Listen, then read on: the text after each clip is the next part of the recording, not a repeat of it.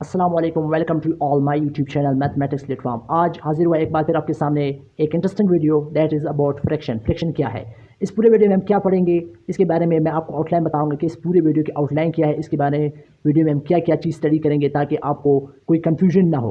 तो ये है इस वीडियो का आउटलाइन कि सबसे पहले इस वीडियो में हम पढ़ेंगे कि व्हाट इज़ फ्रैक्शन, फ्रैक्शन है क्या, इसके बारे में पढ़ेंगे। Second, concept of fraction, fraction को हम क्यों इस्तेमाल करते हैं, फ्रैक्शन है क्या, इसके पूरे कंसेप्ट के बारे में आज हम पढ़ेंगे। थर्ड, हम पढ़ेंगे कि टाइप्स ऑफ फ्रैक्शन, फ्रैक्शन के कितने टाइप्स है, फ्रैक्शन को आप कितने फॉर्म में लिख सकते हैं, क्या फ्रैक्शन को एक ही तरीका है उसके लिखने का या इसके मुख्तलिफ टाइप्स है जिसको हम लिखेंगे। लास्ट में मैं वीडियो के आखिर में आपको एक इन्फॉर्मेशन दूंगा अबाउट फ्रैक्शन, यानी फ्रैक्शन के बारे में एक इंपॉर्टेंट इन्फॉर्मेशन दूंगा जो कि बहुत इंटरेस्टेड होगा आपके लिए। तो लिहाजा वीडियो के लास्ट तक रहिएंगे और अपना टाइम ज़ाय के बगैर शुरू करते हैं अपना इंटरेस्टिंग लेक्चर आज का, that is about fraction. Fraction क्या है, सबसे पहले मैं आपको बताना चलूँ कि फ्रैक्शन को उर्दू में कहते हैं कसूर। ठीक है, इंग्लिश का एक वर्ड है, किसी खास कंसेप्ट के लिए इस्तेमाल करते हैं हम। ठीक है, वो कंसेप्ट क्या है उसके बारे में मैं आपको बताना चलूँ। आप समझ लीजिए, देखिए मेरे पास एक सेब है, ये देखिए एक सेब मैंने बनाया हुआ है, आप समझ लीजिए एक सेब है, मैंने लिख लिया 1 एप्पल, एक सेब है मेरे पास। ठीक है, 1 एप्पल मैंने लिख लिया कि मेरे पास एक सेब है। ठीक है, हर एक समझ गए इस बात से। ठीक है, फिर मैंने लिख लिया कि 2 एप्पल्स है मेरे पास। ठीक है, ये बात भी सब समझ गए कि कोई मसला नहीं है, 2 एप्पल्स है। अब बात ये है कि अगर आपसे कोई कहिए कि मुझे आधा एप्पल दीजिए, यानी हाफ दो, फिर आप इसको किस तरह लिखना है। अब देखिए, ये तो आपने 1 एप्पल है, ठीक है, आपने पढ़ लिया, 2 है। अब इसको आप किस तरह पढ़ेंगे, मैंने उस सर्कल को आधा कर लिया है। अब देखिए वही सेब है, मैंने इसको 4 हिस्सों में तकसीम किया है। ठीक है, यानी एक हिस्सा ये है, 3 हिस्से है। फिर ये क्या है कि मैंने इसको फिर एक सर्कल बनाया हुआ है, इसी तरह मैंने एक बॉक्स बनाया हुआ है, उसमें से मैंने 3 हिस्से को फिल किया हुआ है, बाकी को नहीं किया हुआ है।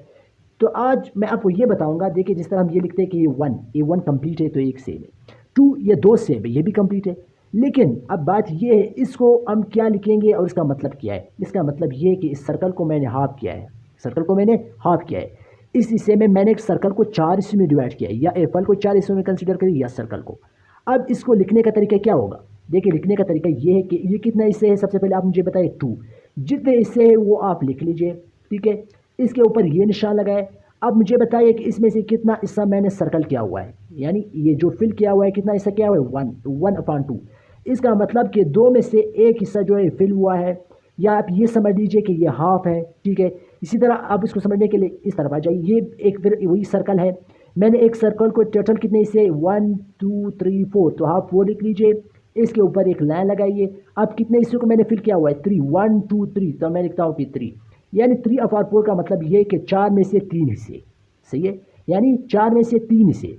अब ये सर्कल है, ये भी देखिए 4 हिस्सों में मैंने डिवाइड किया हुआ है इसको, 1 2 3 4, तो मैं इसको लिखता हूँ 4। ठीक है, यानी लिखता हूँ कि 4 हिस्से टोटल, 4 में से मैंने 4 को ही फिल किया हुआ है।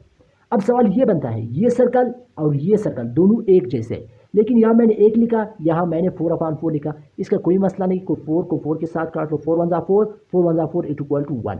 यानी ये इसको हम 1 लिखते हैं, अगर इसको हम हाफ करते हैं तो इस फॉर्म में लिखते हैं, अगर हम इसको 4 हिस्सों में लिखते हैं तो ये 4/3, यानी 4 में से 3 हिस्से। चलो इसकी तरफ आएंगे, टोटल कितने हिस्से, 1 2 3 4 5 6 7 8 9, 9 में से 1 2 3 से मैंने फिल किया हुआ है, तो मैं लिखता हूँ कि 3/9, यानी 9 में से 3 हिस्से जो है वो हमने फिल किए हुए हैं।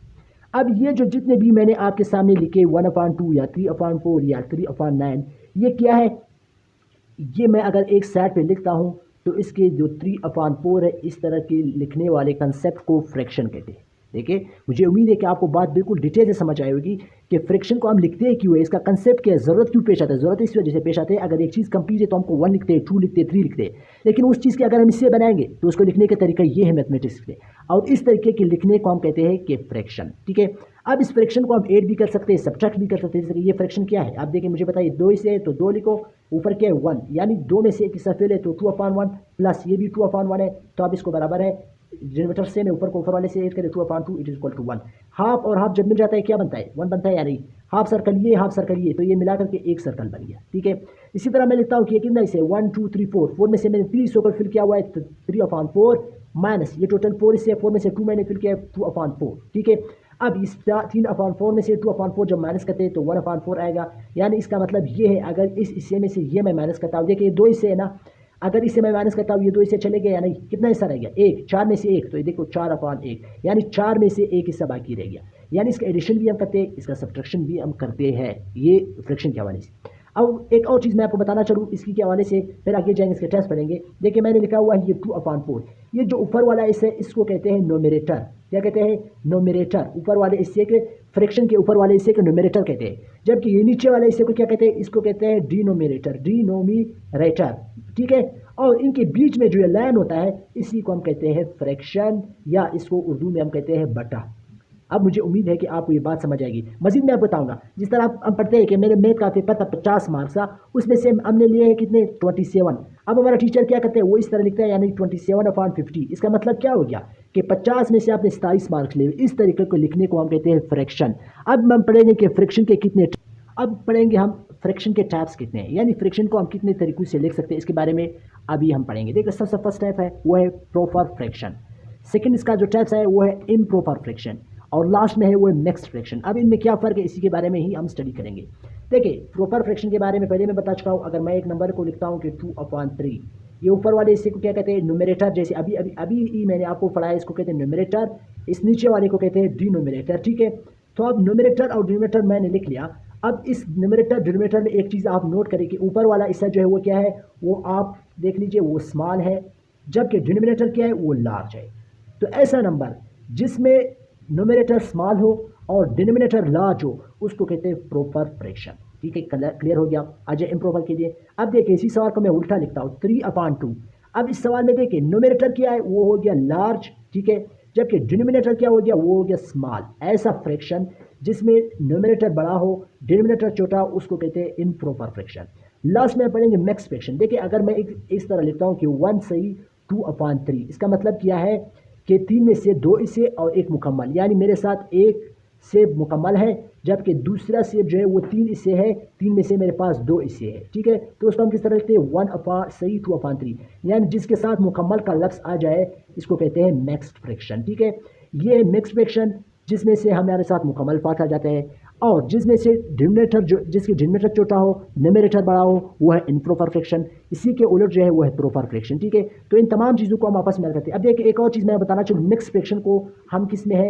इम्प्रॉपर में कन्वर्ट कर सकते हैं। वो किस तरह? देखिए यही सवाल 1 सही 2/3, इन दो को आपस में मल्टीप्लाई करें, 3 × 1, ऊपर वाला इसमें ऐड करें, नीचे जो है वही लिखे, 3 × 3 + 2, ये आ गया 5/3। देखिए ये कौन सा फ्रैक्शन है? इम्प्रॉपर। क्यों? क्योंकि इसका न्यूमरेटर डिनोमिनेटर से बड़ा है। अब इसी वाले को ये 5/3 ये क्या है? Improper fraction. इसको मैं मिक्स्ड में कन्वर्ट कर सकता हूँ। किस तरह? देखिए ऊपर वाला जो है नीचे पे डिवाइड करते हैं, 3 × 3 कितना बच गया? 2। अभी 1 सही 2/3, 1 सही ऊपर वाला वैसे लिखेंगे, ये इस तरह आएगा, देखिए 2/3, ठीक है। यानी इन तमाम को हमने आपस में ऐड और कन्वर्ट किया। लास्ट में जैसे मैं वादा किया था कि मैं आपको एक इन्फॉर्मेशन दूंगा, वो इन्फॉर्मेशन ये है, देख लीजिए ये सवाल ये क्या है? ये है हमारे पास फ्रैक्शन, एक बड़े बड़े फ्रैक्शन, मुश्किल फ्रैक्शन है। अभी 3/4 फ्रैक्शन है, 5/6 फ्रैक्शन है, न एक प्रॉपर है इम्प्रॉपर। इसको हम ऐड कैसे करेंगे? देखिए यही फ्रैक्शन है, इसको हम सब्ट्रैक्ट कैसे करेंगे?